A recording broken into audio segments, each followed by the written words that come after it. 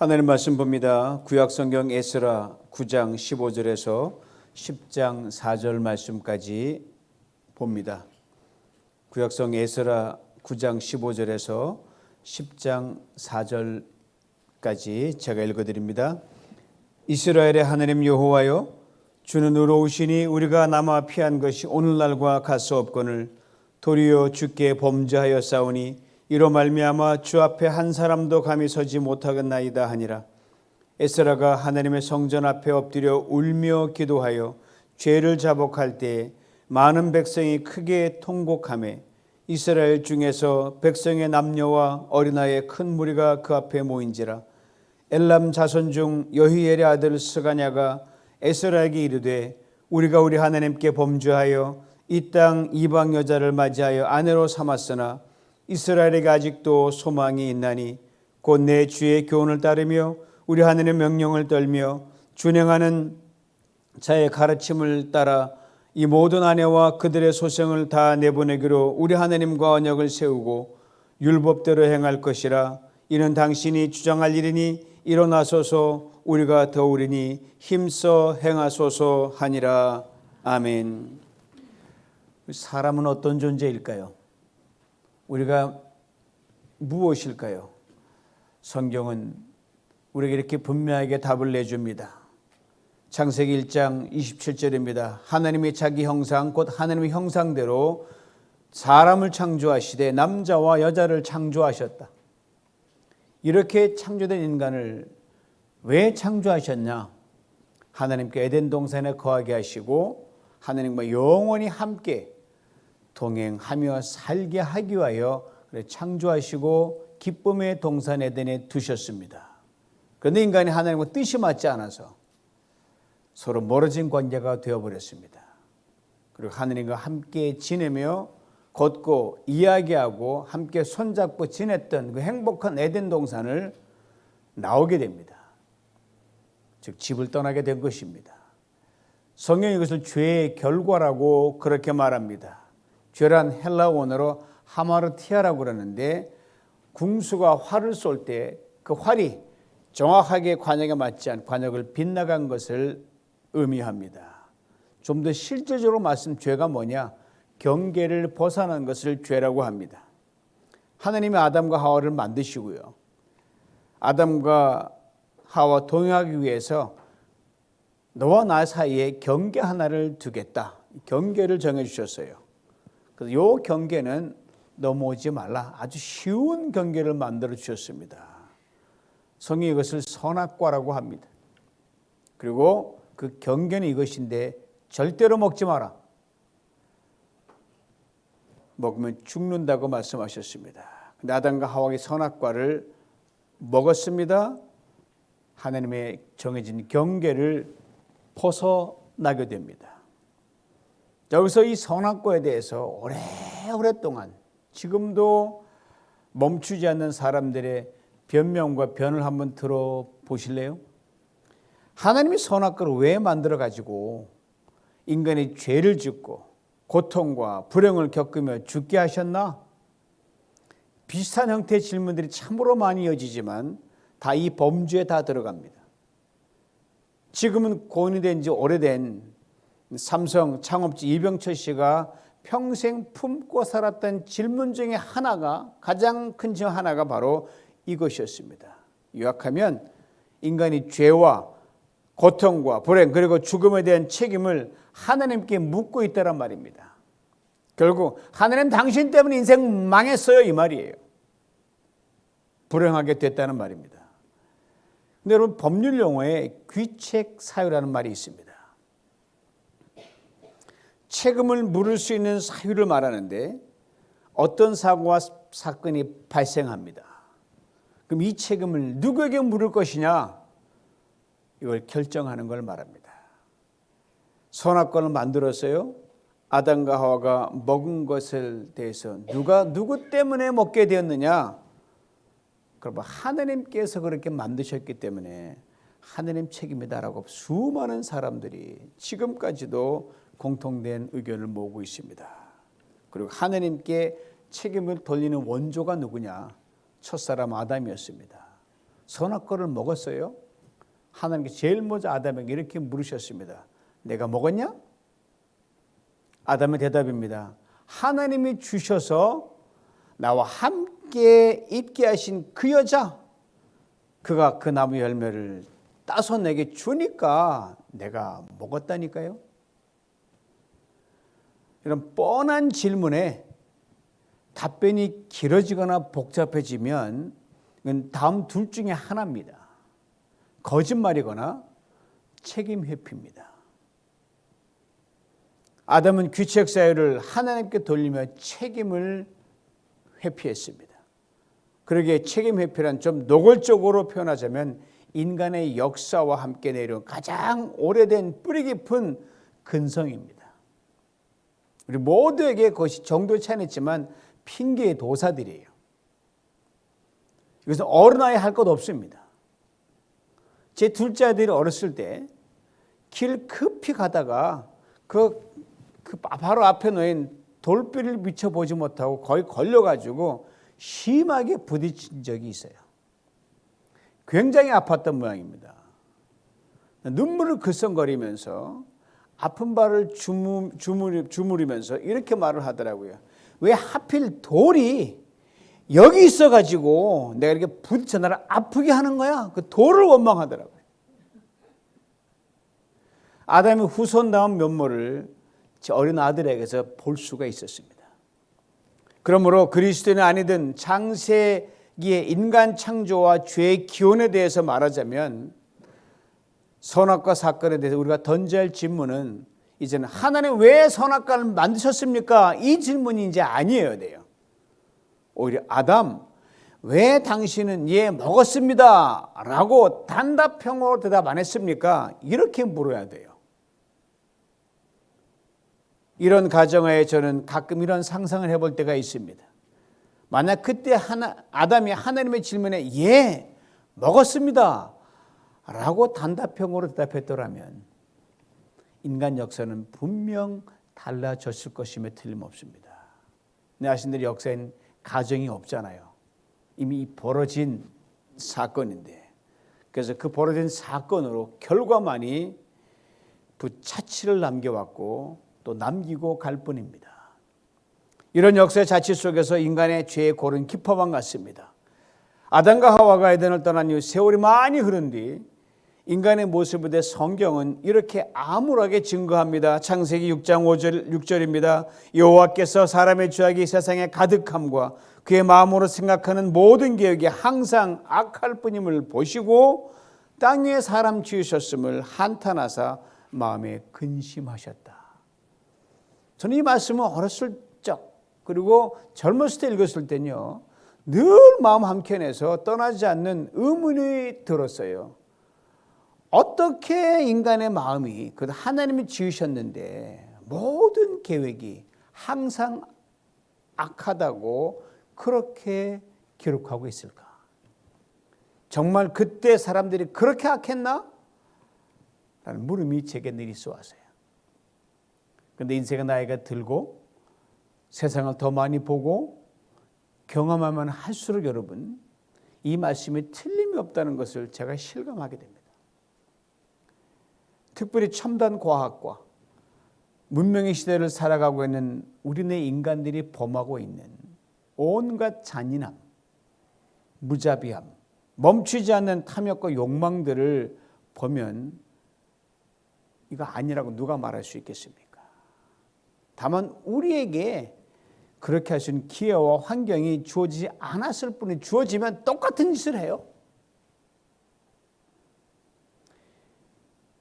인간이 끊임없이 이처럼 하나님이 싫어하는 방향으로 가는 이유가 뭘까요? 지혜로 유명한 솔로몬 왕이 이것 때문에 고민해서 왜 그럴까?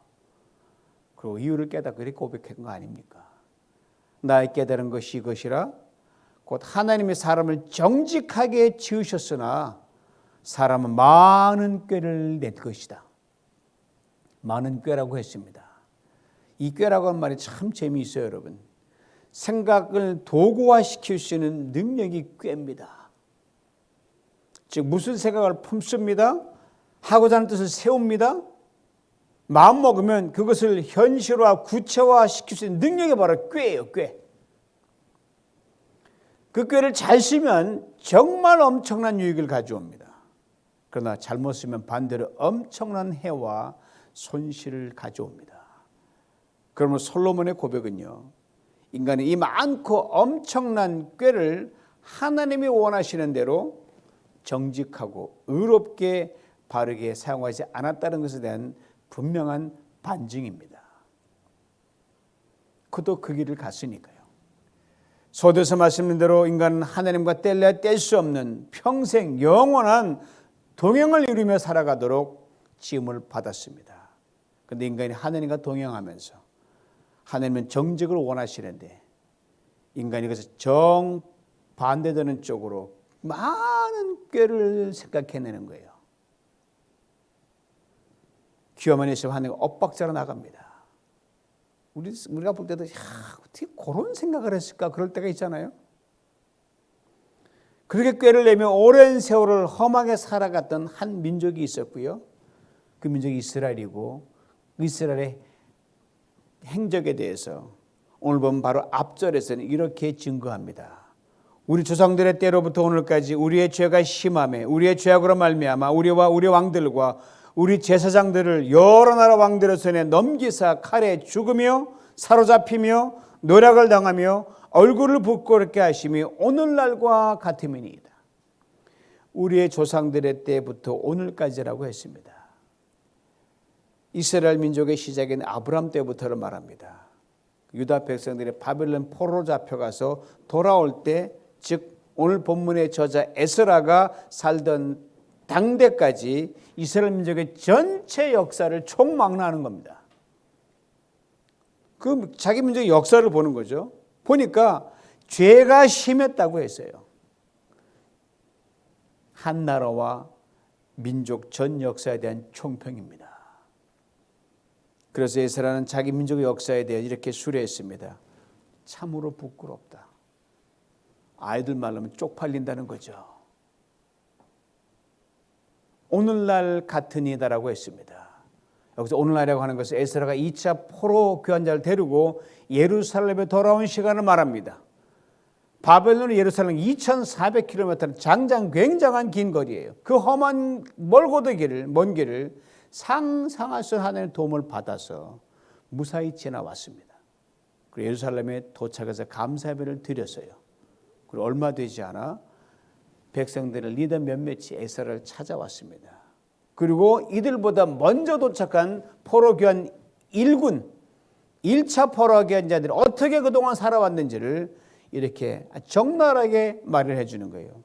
이스라엘 백성과 제사장들과 레위 사람들이 이 땅 백성들에게 떠나지 아니하고 가나안 사람들과 헷 사람들과 브리스 사람들과 여부스 사람들과 암몬 사람들과 모압 사람들과 애굽 사람들과 아모리 사람들의 가정한 일을 행하여 그들의 딸을 맞이하여 아내와 며느리로 삼아 거룩한 자손이 그 지방 사람들과 서로 섞이게 하는데 방백들과 고관들이 이 죄에 더욱 으뜸이 되어가고 있습니다. 에스라가 이끄는 2차 포로 교환자들보다 먼저 온 1차 포로 교환자들이 그동안 어떻게 살아오는지에 대한 보고였는데 세 가지로 압축이 됩니다. 첫째가 떠나지 않았다. 둘째가 취했다. 셋째가 으뜸이 되었답니다. 여러분, 인간이 꾀와 생각 흘러가는 방향 아주 기가 막히게 압축해서 말해주고 있어요. 이 방향으로 꾀가 흘러갑니다. 인간이 마땅히 지켜야 할 바운더리를 넘어가는 단계예요. 다시 말씀드리면 죄가 깊어지는 단계입니다. 먼저 포로교환자들이 이방 족속들의 풍습을 가까이 보고 들으면서 멀리하고 떠나야 되는데 안 떠났다는 거예요. 그리고 저들과 혼인관계를 맺습니다. 저들의 풍습을 그대로 취하고 따라했어요. 그리고 시간이 흐르면서 그 일에 이제 먼저 앞장서는 거예요. 쉽게 말씀드리면 하나님 뜻에 거스르는 일을 함에 있어서 점점점 대담해지고 점점점 겁없는 사람들이 되어갔다란 말입니다. 에스라의 다음의 고백은 당시 저들이 이방 문화, 종교 관습에 얼마나 깊이 빠져 있고 동화되었는지를 엿보게 해줍니다. 기가 막혔다고 했어요. 붓고로 낯이 뜨거워서 얼굴을 들 수 없다고 했습니다. 죄악이 많아 정수리에 넘치고 허물이 커서 하늘에 닿았다고 했습니다. 잠시 오늘의 현실에 이 지구촌에 벌어진 거 보면 같은 인간으로 창피해서 얼굴을 못 드는 일이 얼마나 많이 벌어집니까? 똑같은 상황이에요. 참으로 심각한 상태였습니다. 그렇습니다. 인간의 꾀는요, 우리로 하여금 바운더리 안쪽으로 깊숙이 들어가 안전지대에 있어야 되는데 기회 시대마다 경계선 가까이 가서 여기저기 기웃거리는 그런 막강한 힘을 지니고 있습니다. 그래서 피해야 하고 떠나야 할 것을 떠나자 주변에 자꾸 기웃거리고 머물게 됩니다. 따라하게 됩니다. 그리고 그 일에 먼저 앞장서게 됩니다. 그래서 성경은 끊임없이 우리에게 슈브, 즉 돌아서라, 회개하라고 촉구하고 있습니다. 성경 전체를 관통하는 키워드 중 하나가 돌아서라는 겁니다. 즉 내 꾀를 버리고 하나님께로 돌아서라. 내 생각을 따라 하나님의 생각으로 바꾸라. 내 꾀에 빠져 죄와 허물에 으뜸되지 말고 하나님께로 돌이키는 회개의 으뜸이 되라. 좀 사람 좀 되라는 거예요. 사랑하는 성도 여러분, 인간의 꾀라는 것, 인간의 생각이라는 것은 다음과 두 가지 아주 명쾌한 특징을 가지고 있습니다. 먼저는 중립지대가 없어요.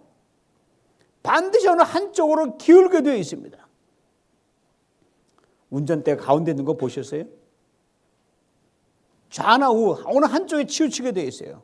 의로 기울든지 죄로 기울든지, 선으로 기울든지 악으로 기울든지, 하나님으로 기울든지 세상으로 기울든지 어느 한쪽으로 반드시 기울게 되어 있습니다.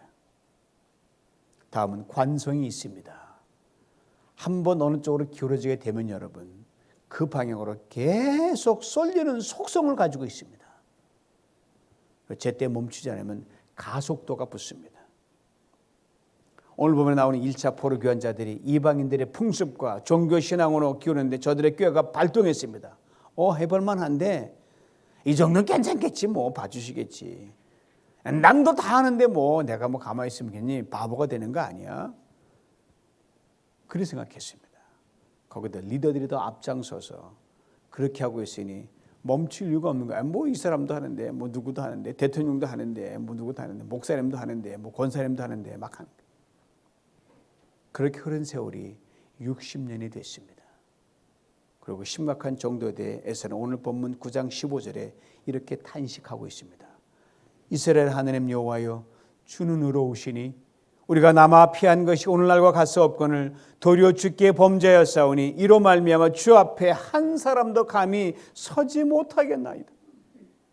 에스라 탄식에서 우리가 놓쳐서는 안 되는 중요한 두 가지가 있습니다. 하나는 우리가 남아 피한 것이 오늘날과 같다고 했습니다. 즉 하나님의 은혜와 동행이 중단 없이 있어 왔다는 고백이에요. 즉 저들이 알든지 모르든지 간에 언제나 피하길래 주셨고 그 은혜의 연장선에서 70년 바빌론 포로 생활을 뒤로 하고 무너진 예루살렘으로 돌아와 성전을 기적같이 세우게 해주셨다는 말이에요. 그때도 죄가 있었죠. 좀 심하지 않아서 그렇지.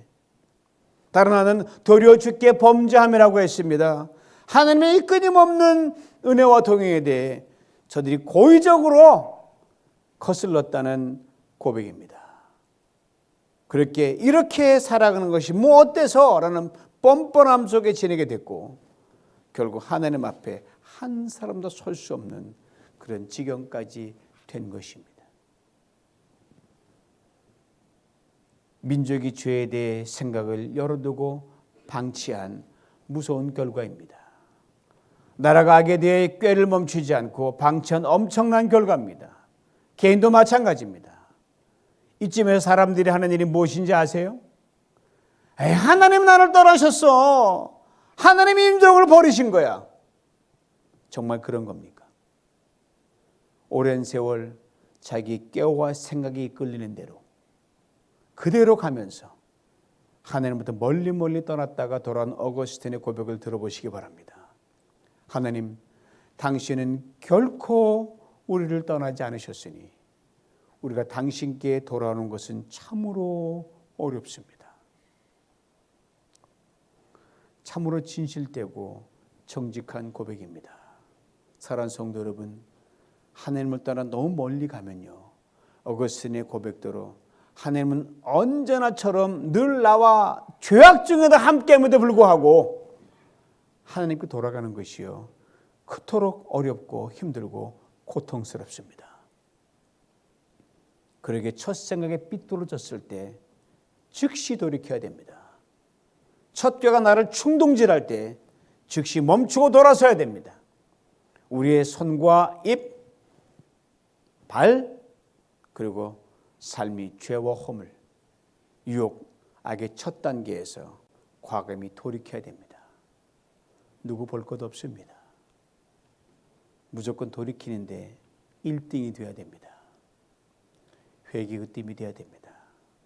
먼저 온 유다 백성들이 오랫동안 깊이 빠져 있었던 그 엄청난 죄와 허물에 대해 듣고 기가 막힌 나머지 앉아서 탄식하던 에스라가 먼저 성전 앞에 엎드렸습니다. 먼저 울었습니다. 그리고 먼저 기도하며 죄를 자복했습니다. 하나님께 먼저 회개했습니다. 참으로 멋지게 갔던 사람인데 그도 회개했어요. 그러자 많은 백성도 함께 통곡했습니다. 남자도 여자도 심지어 어린아이들까지도 다 모여서 회개에 동참했습니다. 다시 하나님께로 돌아오는 놀라운 변화의 물결이 났습니다. 요한관에 오늘 보면 10장 2절에 한 사람을 살펴보기를 원합니다. 엘람 자손 중 여이엘의 아들 스가냐입니다. 여호와와 함께 거하는 사람이란 뜻이에요. 마땅히 하나님과 동행하며 살아갈 그가 지나온 오랜 시절 하나님 멀리 떠나서 이방의 습관과 풍습에 깊이 젖어 있었어요. 회개 으뜸이 되어 성전 앞에서 울며 기도하던 에스라와 백성들을 보고 이도 감동을 받아 자기 가문에서 먼저 회개하는 사람이 됐습니다. 그리고 그의 고백을 들어보십시오. 이스라엘에게 오히려 소망이 있다. 사랑하는 성도 여러분, 내가 먼저 회개할 때 소망이 다시 살아납니다. 내가 먼저 회개할 때 도저히 변할 것 같지 않은 사람들이 변합니다. 내가 먼저 회개할 때 돌아올 것 같지 않던 사람들이 돌아옵니다. 내가 먼저 하나님 앞에 엎드려 눈물로 기도하며 회개의 무릎을 꿇을 때 가정이 변합니다. 교회가 변합니다. 나라와 민족이 변합니다. 이것이 회개의 힘입니다. 두 사람이 같은 시간 성전에 기도하고 있었습니다. 한 사람은 아주 의롭다는 바리새인이었고요. 다른 사람 나름 낙인 찍혔던 죄 많은 세리였습니다. 성전 앞에서 기도하고 있던 바리새인의 기도를 들어보셔요. 하나님의 나는 다른 사람들 곧 토색, 불의, 간음을 하는 자들과 같지 아니하고 이 세리와도 같지 아니함을 감사하나이다. 난 일주일에 2번씩 금식하고 또 소득의 11조를 드리나이다. 기본적인 금식은 온 백성이 하는 것인데 자기가 자원해서 더해놓고 생색을 냅니다. 하나님의 백성으로 11조를 바치는 것 지금 상식이고 기본, 이것을 자랑하고 있어요. 같은 시간 세리는 성전 뒤에서 이렇게 기도할 뿐입니다. 하나님이여 불쌍히 여기옵소서. 나는 죄인이로소이다. 그 어떤 자랑도 비평도 원망도 억울함도 불평도 다른 어떤 요구 조건도 달지 않았습니다. 그런데 성이 두 사람에 대해 다음같이 분명하게 평가하고 있습니다. 이 사람이 저보다 의롭다 하심을 받고 집에 내려갔다. 무엇이 더 우리가 극명하게 나눈 겁니까? 바로 회개였습니다. 바리새인은 그 생각이 꾀가 심지어 기도보다 자기의 의와 자기의 자랑과 사람과 쏠려있던 나머지 하나님의 주시는 의와 은혜를 덧입지 못했습니다. 그러나 세리는 오직 하나님께 돌아오기만을 간절히 원했고 그것에 최우선과 어뜸을 뒀습니다. 그리고 하나님과의 복된 동행 속으로 들어가는 은혜를 덧입었습니다. 이 시간 다시 한번 깊이 생각해 볼 수 있기를 원합니다. 지금 진정 여러분과 저 우리 모두에게 먼저 대할 것이 무엇인지를 말입니다. 여러분, 정작 지금 문제가 되는 게 뭐가 문제입니까? 뭐가 그토록 괴롭고 힘든 것입니까? 비즈니스입니까? 건강입니까? 자녀나 직장입니까? 아니면 노후의 일입니까? 혹시 하나님께 진정 돌이킬 회개가 먼저이고 우선이라는 생각은 해보셨는지요? 우리 모두는 바리새인 아니면 세리 둘 중에 하나입니다. 그 중간은 없습니다. 나의 자랑으로 사는 바리새인이냐, 하나님 의로 은혜로 사는 돌이킬 줄 아는 세리냐, 이 둘뿐입니다. 오늘 본문의 유다 백성들 한 사람도 하나님 앞에 설 수도 없는 처참한 모습이 된 것은 화려한 성전이 없어서도 아니었습니다. 가난 때문도 아니었습니다. 전쟁과 기근 때문도 아니었습니다. 저들의 마음에 성전에 하나님 되기를 그렇게 싫어하고 자기로 꽉 차 있고 하나님께 돌이키는 회개가 없었기 때문이었습니다. 그랬기에 하나님의 은혜로 다시 지은 화려한 예루살렘 성전이 있었거든요. 거기서 그 많은 제사와 종교식을 했거든요. 저들을 못 받고 났습니다.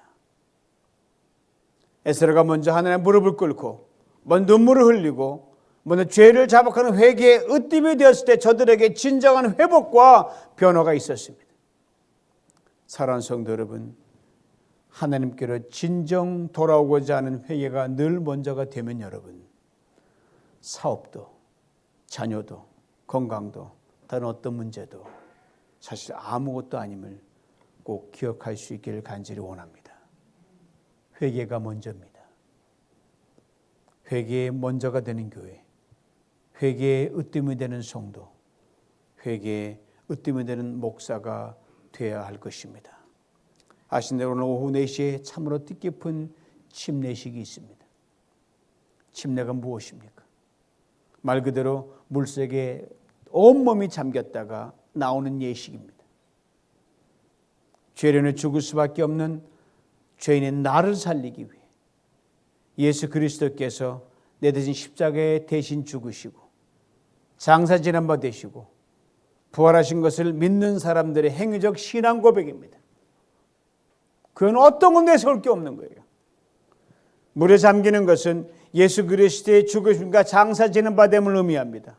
물에서 나오는 것은 예수 그리스도의 부활을 의미합니다. 그건 오직 예수 그리스도를 믿음으로만 받습니다. 죄에서 돌이켜 믿음으로 구원받은 사람이 침례를 통해 죄에 대해 죽고 옛 생활을 청산하고 하나님이 기뻐하시는 그런 새로운 생활을 살아가겠노라, 그래 공개적으로 선언하는 겁니다. 이를 통해 예수 죽음이 내 죽음이 됩니다. 예수 무덤이 내 무덤이 됩니다. 예수 부활이 내 부활이 됩니다. 지난 4주간의 침례 세션을 통해 애니문 자매님, 강수옥 자매님, 규보, 규혁 그리고 에이미 박 청년이 예수 그리스도 자신들을 죄와 사망에서 건지시기 위해 십자가에 죽으시고 장사 지난 바 되시고 부활하신 것을 믿음으로 고백했습니다. 영원한 하나님의 자녀들이 됐습니다. 예수 안에 새 생명으로 살 것을 다짐했습니다. 침례 세션을 마친 후 하나님 이렇게 기도드렸습니다. 하나님, 이보다 더 좋은 일, 이보다 더 복된 일이 어디 있습니까? 제가 무엇이간데, 우리 리브전 공동체가 무엇이간데, 이처럼 천하보다 귀한 영혼 5분을 위한 침례 예식을 할 수 있게 하셨는지요. 주님, 2020년 전반기 6개월을 이렇게 영광스러운 침례식으로 마무리하게 해주시니 무한 감사드립니다. 주의 침례받는 5분에게 복의 복을 더하여 주시옵소서. 이 세상 끝날까지 한 걸음도 뒤로 물러가지 아니하고 앞으로 믿음의 짐벌을 이루며 살아가게 하여 주옵소서. 오늘 침례받으신 5분을 우리 모두 마음껏 축하하고 축복해 주었으면 좋겠습니다. 아울러 오늘 이 뜻깊은 날에 예수 그리스도를 믿고 하나님의 자녀가 되신 성도님들은 하나님과 사람 앞에서 탁월한 믿음으로 믿음의 사람을 살아가는 분명한 결단과 또 한 번의 돌이킴이 될 수 있기를 간절히 소망합니다. 이를 위해 주님께서 우리 모두에게 뼈를 깎는 회개를 쉼없이 요구하십니다. 버리라, 떠나라, 비우라, 끊어라, 멈추라, 돌이키라. 그렇지만 우리 주님은요, 우리 한 사람 한 사람이 죽정이 같은 인생이 아닌 알곡 같은 인생으로 살기를 원하십니다. 알곡도 적당한 알곡 인생이 아닌 꽉 찬 알곡 같은 인생으로 멋지게 살아가기를 지금도 원하십니다. 그리고 며칠 뒤 펼쳐질 2020년 후반기 6개월을 우리 인생은 물론 뉴비전 공동체의 최고의 시간으로 만들어갈 수 있기를 간절히 소망합니다. 주님께서 우리를 능히 도와주실 줄 믿습니다.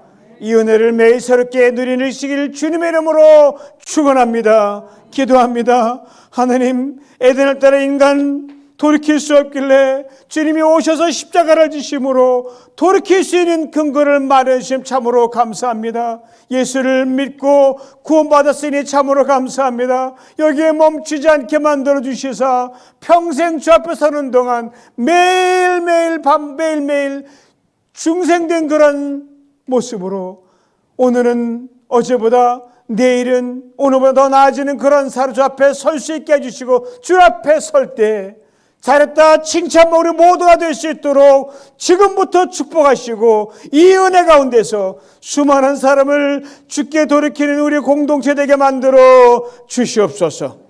예수님의 이름으로 기도하옵나이다. 아멘.